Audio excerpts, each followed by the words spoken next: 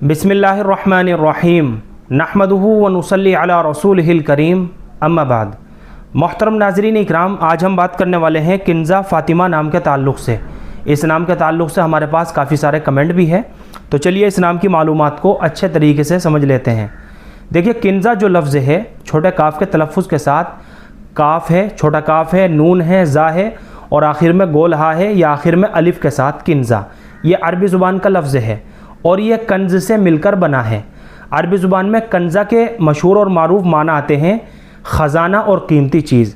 ये कंज़ा के माना है ख़ज़ाना और कीमती चीज़। खाली बच्ची का किन्ज़ा करके भी नाम रखा जा सकता है, यानी किन्ज़ा परवीन या किन्ज़ा खातून करके भी बच्ची का नाम रखा जा सकता है।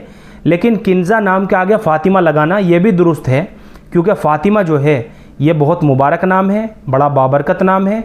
ये हुज़ूर अकरम सल्लल्लाहु अलैहि वसल्लम की सबसे छोटी और चहेती बेटी का नाम है, खातून जन्नत भी हैं। और फ़ातिमा जो लफ्ज़ है ये भी अरबी ज़बान का लफ्ज़ है, और फ़ातिमा जो लफ्ज़ है ये फ़तम से मिलकर बनता है। और फ़ातिमा के माना दूध छुड़ाने के आते हैं, तो फ़ातिमा उस खातून को कहते हैं जो अपने बच्चे का दूध छुड़ा दे। लेकिन इस नाम के लिए सिर्फ़ इतनी निस्बत काफ़ी है कि यह हुज़ूर अकरम सल्लल्लाहु अलैहि वसल्लम की साहबजादी का नाम है और ये बहुत पाकीज़ा और बाबरकत नाम है। और 20 सहाबियात कमोबेश ऐसी गुजरी हैं, 20 से भी ज़्यादा, कि जिनका नाम भी फ़ातिमा था। इसलिए बच्ची का फ़ातिमा नाम रखना ये बड़ी सआदत की बात होगी। और किन्ज़ा फ़ातिमा करके भी बच्ची का नाम रखा जा सकता है।